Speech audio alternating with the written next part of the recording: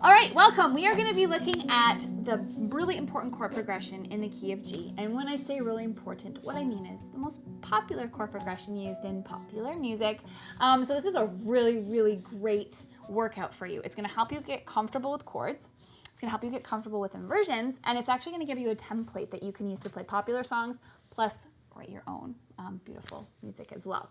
So I'm going to be talking you through what I'm doing, and I invite you to play along with me as I go. So this is kind of like Bootcamp style. So before we begin, let's look at the notes that we have to work with. G, we're in the key of G. So A, B, C, D, E. Here's a special one. This key has an F sharp, and then G.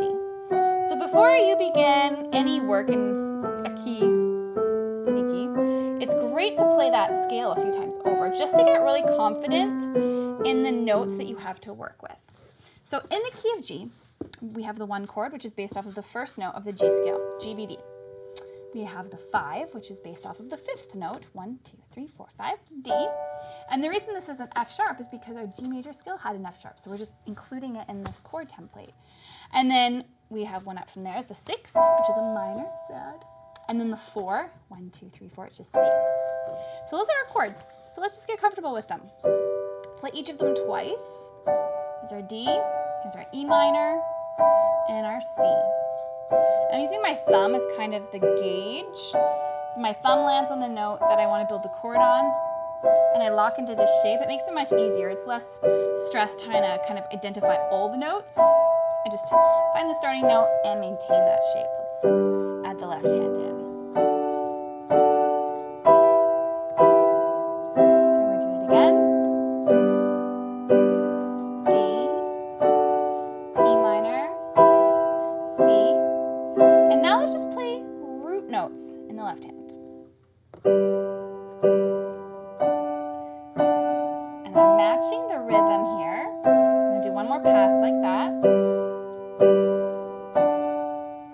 You can use any fingering you want in that left hand. And now I'm going to hold those root notes. It's a little bit more difficult. This is pulling in some hand independence elements. It's good.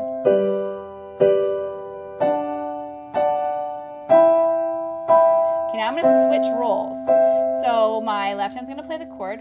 My right hand's going to play the root. To D, just matching those positions. And again. Using our brains really hard here.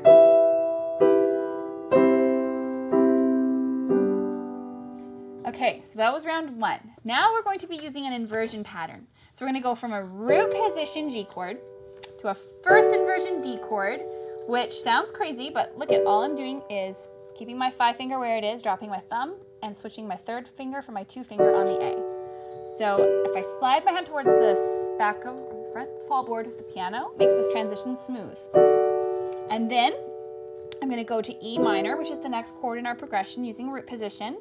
And then I'm going to take my 5 finger, move it up to the C, and my 2 finger, move it up to the G. And that, my friends, is actually a C major chord. It's just in a different order. So let's look at that one more time. Root position, first inversion D, D's on top, root position, first inversion C. So let's add the root notes in the left hand. Root position, first inversion, and then root position, and first inversion. This is a lot to think about, so you can spend as much time as you'd like to here. Being careful now with your left hand because the notes you're playing in the, the right hand's bottom spot aren't lining up with the root note anymore because you're using inversions. Let's try octaves in the left. It adds sort of a different feel to this whole progression.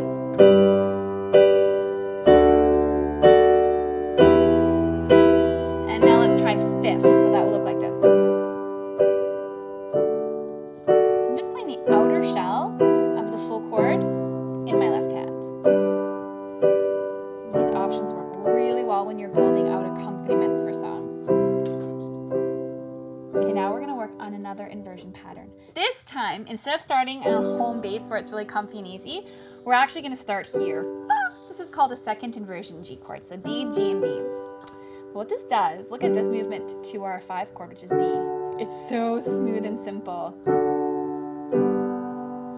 Just going to get cozy there.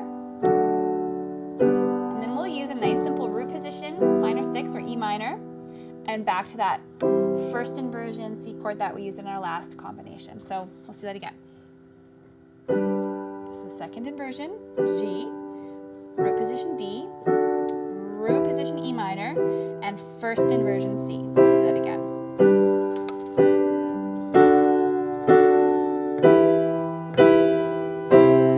And again. I don't know, this one reminds me of Let It Be. That's what I'm hearing when I play this, so you might be hearing that as well. You might actually be hearing a whole bunch of different songs in your head as you play through this. Let's match the hands.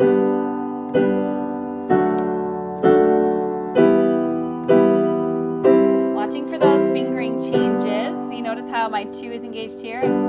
This is where your inversion practice that you do when you're working on your technique becomes very, very useful. One more pass.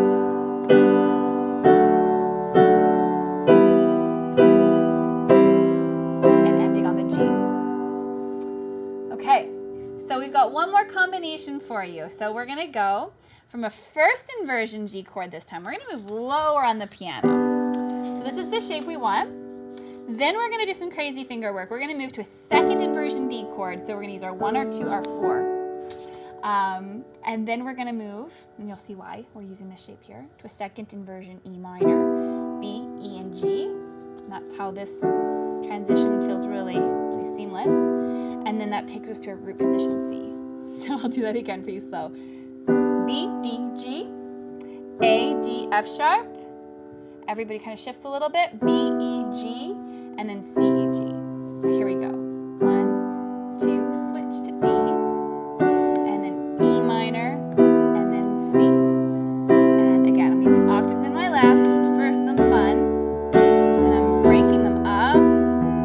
You can do this too. Around with the rhythms a little bit if you want, or you can just follow the root notes.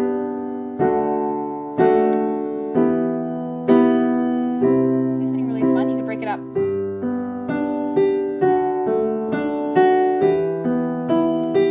That's exciting. So I'm going top, bottom, middle, top, top, bottom, middle, top, top, bottom, middle, top, top.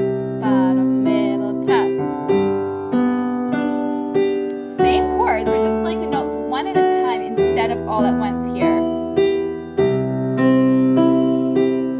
If you bring the volume down, it creates a different sort of feeling, right? You can make it intense. There's all sorts of things that you can do to play with this chord progression in a whole bunch of different ways to create something that's a really wonderful exercise that will build your dexterity, build your hand independence, build your knowledge of chords and their inversions, but also feel like a really musical experience, which is, I mean, it's not the ideal scenario, working on something that builds your core skills that is also fun and exciting.